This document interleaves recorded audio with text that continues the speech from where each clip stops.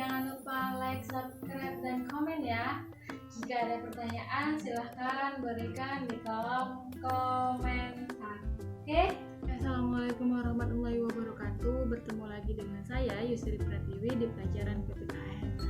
Nah, dalam pertemuan kali ini kita masih melakukan pembelajaran daring ya nak, dalam jaringan.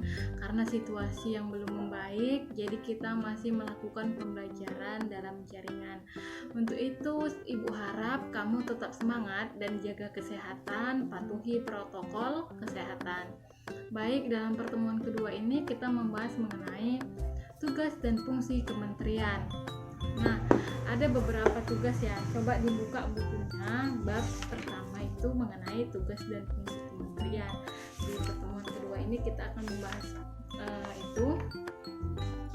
Nah, yang pertama itu ada tugas Kementerian Negara Republik Indonesia. Ini ada 4 tugas yang diatur dalam pasal 17 Undang-Undang Negara Republik Indonesia.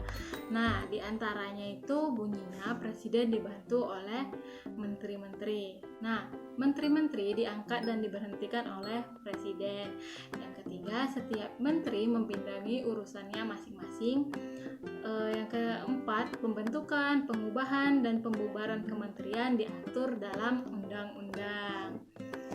Nah, keberadaan kementerian ini ditetapkan dalam Undang-Undang Negara Indonesia Nomor 39 Tahun 2008 tentang kementerian. Nah, dalam undang-undang tersebutlah tugas, fungsi, dan kewenangan kementerian diatur. Oke, kementerian ini ada ruang lingkup namanya Kementerian Koordinator.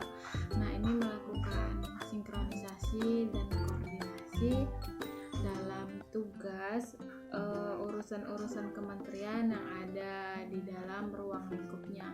Nah, ini ada 4 kementerian koordinator. Yang pertama itu Kementerian Koordinator Bidang Politik, Hukum, dan Keamanan. Yang kedua itu Kementerian Koordinator Bidang Perekonomian. Yang ketiga itu ada Kementerian Koordinator Pembangunan Manusia dan Kebudayaan. Nah, yang keempat Kementerian Koordinator Bidang Kemaritiman. Nah, selain itu ada juga namanya lembaga non-kementerian.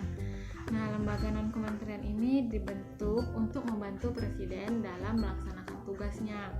Nah, ini lembaga non-kementerian ini di bawah presiden dan bertanggung jawab langsung kepada presiden melalui menteri atau penjabat setingkatnya.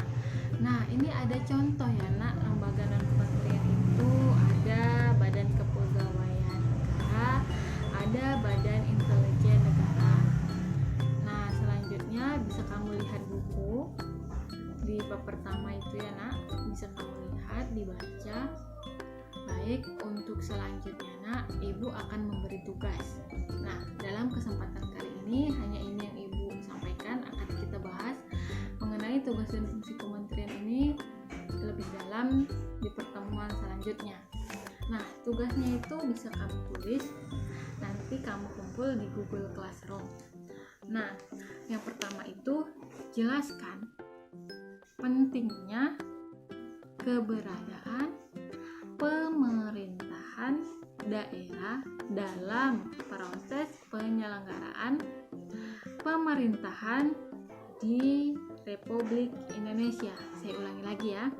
Jelaskan pentingnya keberadaan pemerintahan daerah dalam proses penyelenggaraan pemerintahan di Republik Indonesia. Sekali lagi ya nak, saya ulangi sebanyak 3 kali. Jelaskan pentingnya keberadaan pemerintahan daerah dalam proses penyelenggaraan pemerintahan di Republik Indonesia. Nah, ini kamu menjelaskan pentingnya keberadaan pemerintahan daerah dalam proses penyelenggaraan pemerintahan Republik Indonesia. Nah, yang kedua, tuliskan 5 contoh lembaga non-kementerian. Nah, yang soal kedua, tuliskan 5 contoh lembaga non-kementerian. Nah, ini bisa kamu kumpul di Google Classroom. Nanti ini videonya juga akan saya kirim di Google Classroom. Jadi kamu kumpul di Google Classroom. Kamu tidak perlu menjapri saya. Tugasnya ini kamu kirim di Google Classroom.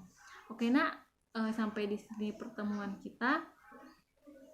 Oh iya, untuk batas waktunya nanti saya umumi di Google Classroom.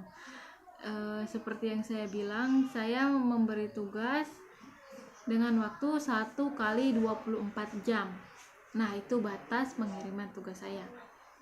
Baik, sampai di sini dulu pertemuan kita. Kita berjumpa di pertemuan selanjutnya. Wassalamualaikum warahmatullahi wabarakatuh. Salam sejahtera untuk kita semua. Salam sehat.